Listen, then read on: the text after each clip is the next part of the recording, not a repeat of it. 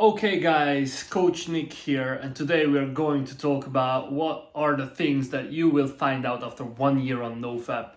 What are the shortcuts that you can take if you watch this video by, already knowing what to do and what are the pitfalls to avoid. So first of all, I'm somebody who's been on NoFap for almost 6 years now, and I'm actually coaching people. I'm helping guys with accountability and just giving them the actual fundamental techniques that work to get them free of porn, get them off for good. That sounded extremely sexual, but get them off porn and help them with their NoFap journey. And especially, the guys who come to me for coaching have, usually very challenging circumstances, and they're not necessarily porn addicts, like full-blown addicts, although that can be the case as well. But it's really the inconsistency around them and in their life situation that makes it very, very hard to stay clean, stay off of porn. And so that's what I help guys with.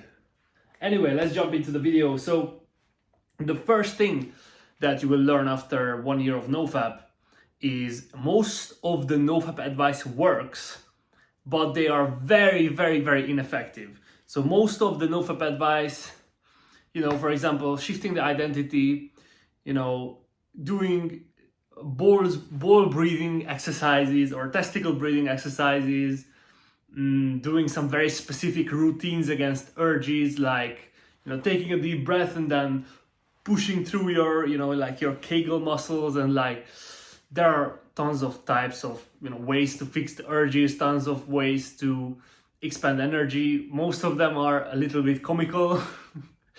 And what you will find is most of these exercises do work because the guys who make the videos, it works for them. But usually they're overly complicated, and it doesn't need to be that complicated. In order for NoFap to work, you need to stay consistent. It needs to be simple. It needs to be easy to follow. And, my favorite way to do NoFap is to actually use the same habits that you use to, not watch porn, to have another outlet for stress, for energy expenditure, for being horny. You use the exact same thing to become better in life as well. So make sure that it isn't just for, resisting porn. And therefore, I will share at the end of this video the 3 core fundamental habits that need to be in place if you want to be successful in NoFap, and what I am also basing my coaching around and my accountability around. So the second thing is, some things really help, like, for example, talking about your porn situation. Perhaps you're addicted to porn, perhaps you were just a habitual porn user who has been watching porn for years and years, and you're just now trying to quit, researching all the negative side effects and such. Talking to somebody really helps. Talking to a friend, sharing this with somebody that you trust can help a lot. And also talking to a therapist can help, but not if you're specifically looking for advice on quitting porn. I would advise against going to the therapist for quitting porn and to get help with quitting porn, but going to a therapist for, just to have a better life, better mood, better coping mechanisms in general is a good idea. Unfortunately, I've been through the same thing. I went to a therapist. They couldn't do anything about it, didn't really understand, so I had to do my own research in the end. But it does help when you go to the therapist. In general, if you have a problem in your life, you feel down in general, they can help you with those specific situations. And there are some therapists that are sex and porn addiction focused. Pretty rare. I couldn't find one in Hungary that was not extremely expensive. So yeah, talking to a friend is, works really well. But at the end of the day, you really want to put the time into research what's going on, what is porn addiction, what are the side effects of watching porn on a regular basis. Regular basis means about once a day or so. And, just a tip, you can check my channel out. I have a full guide on watching porn. I don't know why I'm saying these things. I have a full guide on quitting porn. I have a full NoFap guide on my channel. I don't know what's going on with me today. So the third thing that you will learn after 1 year on NoFap, that the key is consistency, and the tricks and tips and everything, it doesn't matter what you learn and what you do unless you do it consistently. You can do the most ridiculous routines, and just because you're doing stuff consistently to counteract the urges of porn and counteract your brain trying to make you feel good by watching porn, you will be able to recover a lot faster. Yeah, the next thing, yeah, that's my favorite. So, lack of sleep. The lack of sleep gives you the most stress, and therefore it gives you the most urges, and therefore the lack of sleep will cause you to relapse most of the time. Once you start thinking about what made you relapse, you go back a couple of steps, you will realize that, oh, 2 days ago, 3 days ago, I had a bad night of sleep. I didn't get enough sleep. Then something bad happened at work or in my family, and I reached for my phone and I started browsing Instagram. And then from Instagram, the dopamine craving got higher and higher, and I ended up watching porn, but it was coming from that lack of sleep. Very, very often it can be caused, these urges, these dopaminergic cravings can be caused by the lack of sleep. So the next thing that you're gonna realize is the more you're on social media, the harder it is to resist the urges, the more urges you will get. There have been quite a few studies now showing that the amount of social media you consume is equal to how your life quality is. So the more social media you consume, the lower your life quality will be. So I advise you guys to lower your social media consumption, especially with TikTok, Instagram, all of the doom scrolling apps. So if you have an app where it has an infinite scroll feature, that's a toxic app that is bad for your mental health. If it's an app like YouTube or some specific application where you go to learn and to actually put in search queries and learn about new stuff, that's fine. But for example, YouTube Shorts, no bueno.